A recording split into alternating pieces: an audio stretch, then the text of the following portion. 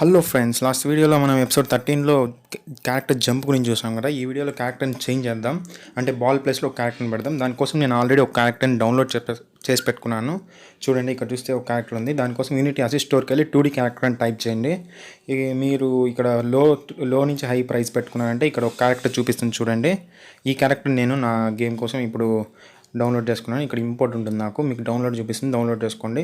Okay, download చేసుకున్న తర్వాత మనకి ఎలా చూపిస్తుంది అంటే ఇక్కడ ఒక ఫోల్డర్ కనిపిస్తుంది కదా, దాంట్లో మన స్ప్రైట్స్కి వెళ్దాం. ఇక్కడ చూస్తే మనకి డిఫరెంట్ పొజిషన్స్లో క్యారెక్టర్ కనిపిస్తుంది, ఎందుకంటే అవన్నీ యానిమేషన్ కోసం యూజ్ చేస్తాం.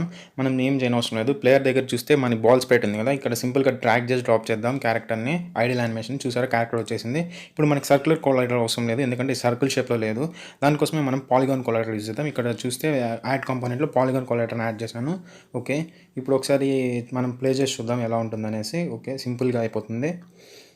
ఇప్పుడు చూస్తే నేను మూమెంట్తో డిఎస్తో ఒకసారి ట్రై చేస్తాను. చూడండి, మూమెంట్ ఇచ్చి ఎలా ఉంటుందో చూడండి. అది బ్యాలెన్స్గా లేదు, ఎందుకంటే మనం ఇంకా యానిమేషన్ యాడ్ చేయలేదు కాబట్టి. యానిమేషన్ అన్నీ యాడ్ చేస్తే మనకి బ్యాలెన్స్ అవుతుంది.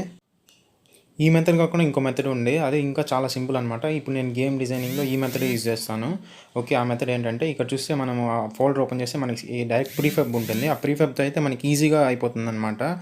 దానికి నేను షార్టింగ్ లేయర్ ఫోర్గ్రౌండ్ పెడతాను. చూడండి, ఇప్పుడు దానికి ఒక రిజిడ్ బాడీ యాడ్ చేస్తున్నాను.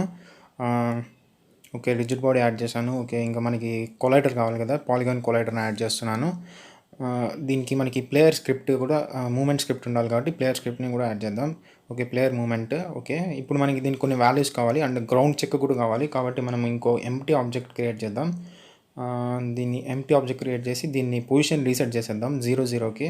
అండ్ మన ప్లేయర్ పొజిషన్ కూడా 0-0లో పెట్టుకుందాము. అప్పుడు మనకి ఏం ఇబ్బంది లేకుండా క్లారిటీగా వస్తుంది.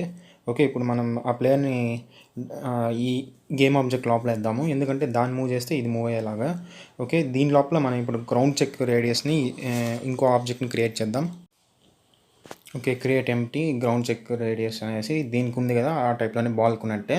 ఓకే, చూడండి, ఇప్పుడు దీన్ని సెంటర్ కాల్ కింద పెడుతున్నాను, ఎందుకంటే అది గ్రౌండ్ చెక్ రేడియస్ అనేసి నియమిస్తున్నాను.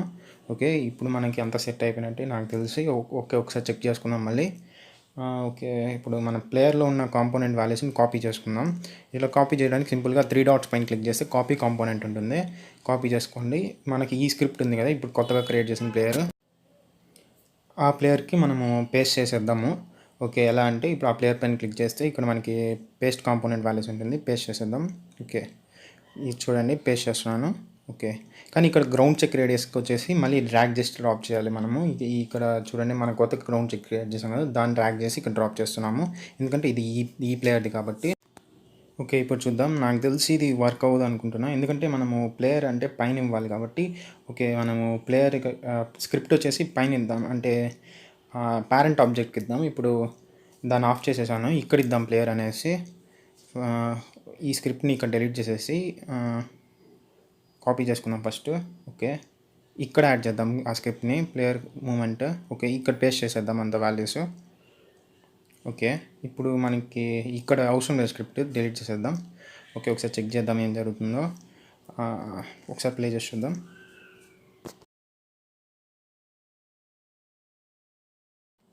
ఓకే, ప్లే చేస్తున్నాను చూడండి.